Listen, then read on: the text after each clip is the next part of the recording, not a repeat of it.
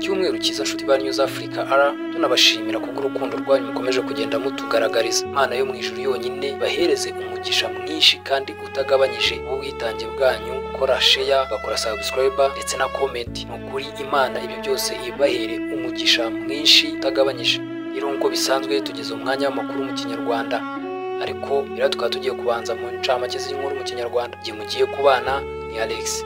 Muri Kongo hari haragenewe kubaka irimbi, abayobozi barayigaruriye bakaba ari basigaye bajya kubaka, ndetse amarimbi agasiga asenyuka. Amwe mu marimbi bakaba barayahinduye ibyobo biyoborwamo amazi. Igisirikare cya Repubulika ya Demokarasi ya Kongo cyatangaje amagambo akarishye ndetse kivuga ko kigiye kwerekeza mu ntambara yo kwigarura uduce M23 yigaruriye. Ni mu gihe M23 ikomeje kwigarura uduce twinshi two muri Kongo, kugeza ubu ngubu ikaba yafashe agace ka Mirama itarwanye ikinjiranamo n'ibifaru. Incamake mu Kinyarwanda tuyisoreze mu gihugu cyo hanze, aho Ukraine iri kwigamba kurohamisha South Marine y'Uburusiya.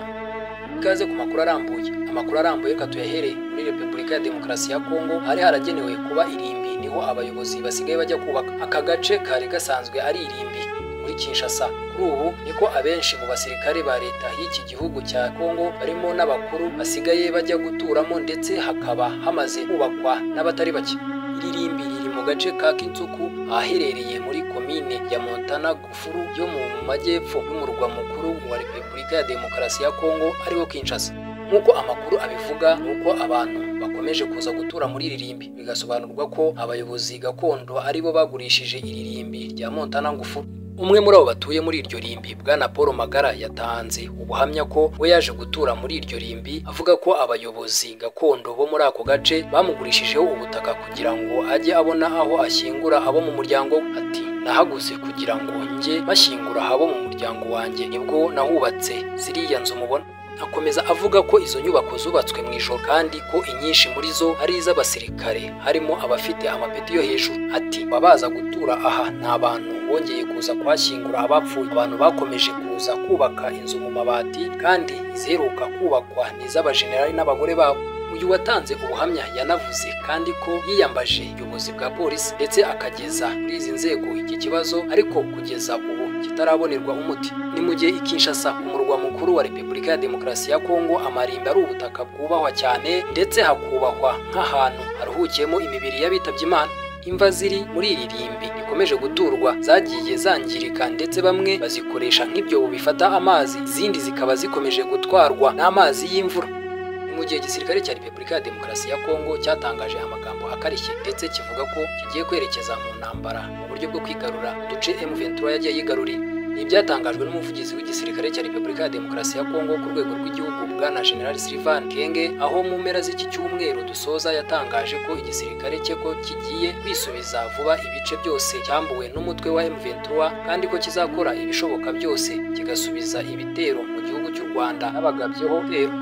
Nk'uko General Sylvain Ekenge abivuga, nuko igisirikare cyiteguye guhangana n'uwateye no gusubirana ibice byose cyambuwe na M23.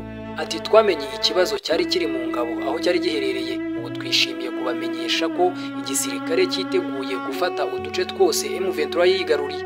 Gutangaza ibi bikaba byarabaye ku nshuro ya mbere umusirikare wo kuri ruriya rwego wa Kongo atangaza amagambo akomeye, nyuma y'aho intumwa za Kongo n'iz'u Rwanda zahuriye i Rwanda muri Angola, aho zahuye mu mpamvu zo gushaka amahoro n'umutekano w'uburasirazuba bw'iki gihugu cya Kongo. Yanashimagiye ibi avuga ko agahenge kumvikanweho n'abanyapolitike katabuza igisirikare cy'igihugu gukora imirwano ngo cyisubize ibice bifitwe n'umwanzi wabo. Ati, agahenge ni kimwe no guhagarika imirwano ni ikindi, ntibyabuza abasirikare bari ku rugamba kwitegura. Agarutse ku duce twa Kanyabayonga, Kirumba na Kayina umutwe wa M23 wigaruriye, avuga ko ubu hafashwe ingamba, ibintu byasubiye ku murongo, igisirikare kikabasha kubuza uwateye gukomeza gufata ahandi hantu. Yaboneyeho n'umwanya wo kubwira abanyekongo ko Koloneli Nanga ari agakingirizo, u Rwanda ari rwo rwateye Repubulika ya Demokarasi ya Kongo. Ati, turi gusubiza ibintu ku murongo kugira ngo dusubize intambara aho yaturutse. Hagati aho, imirwano ihanganishije M23 n'ihuriro ry'ingabo zirwana ku ruhande rwa leta, uyu mutwe ukomeje kuyiganzamo, ndetse ikaba ikomeje gufata ibice byinshi. Guhera ku wa kane, uyu mutwe wa M23 wakomeje kwigarurira ibindi bice ku rwego rwo hejuru. tukiri muri iki gihugu cy'abaturanyi ba Kongo, M23 yafashe Nyamirima itarwanye yinjiranamo n'ibifaru. Umutwe wa M23 kuri uyu wa gatandatu tariki ya 3 Nyakanga wigaruriye umujyi muto wa Nyamirima wo muri groupement ya Biza muri teritwari ya Rutsuru. Amakuru avuga ko uyu mutwe wigaruriye uyu mujyi utarwanjyanye nuko inyishyamba za Mayimayi zahagenzuraga zahavuye mbere yuko uyu mutwe wa M23 uhagera. Ingabo za M23 ubwo zageraga Nyamirima zari zifite ibifaru zambuye ingabo za Afurika y'Epfo mezi ashize.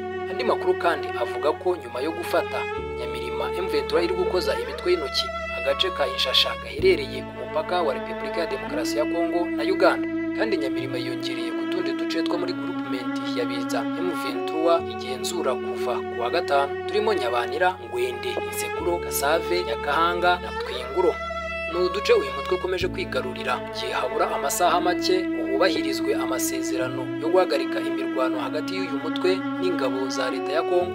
Amasezerano yemereje i Rwanda ku itariki 30 Nyakanga, gusa M23 ikavuga ko itazubahiriza ibiyakubiyemo kubera ko itigeze yitabira iriya nama. Amakuru yacu reka tuyasoreze mu gihugu cya Ukraine iri kwigamba kuruhamisha South Marine y'Uburusiya muri Crimea. Igisirikare cya Ukraine kivuga ko cyagabye igitero kandi kigasenya ubwato bw'Uburusiya bugendera munsi y'amazi mu gihe bwari buparitse ku cyambu kiri mu gace ka Crimea kigaruriwe n'Uburusiya. Ku wa gatanu abakozi bakuru ba Ukraine bavuze ko Rostov, ubwato bwo kugaba igitero bugendera munsi y'amazi South Marine bwatangiye gukoreshwa muri 2014, bwarohamye nyuma yo kugaba igitero cya misile umujyi wa Sevastopol uri ku cyambu. Bivugwa ko bwari bumwe mu bwato bune gendera munsi y'amazi bukoreshwaga n'Uburusiya ashobora kohereza misile za Kaliber nk'uko tubikesha BBC.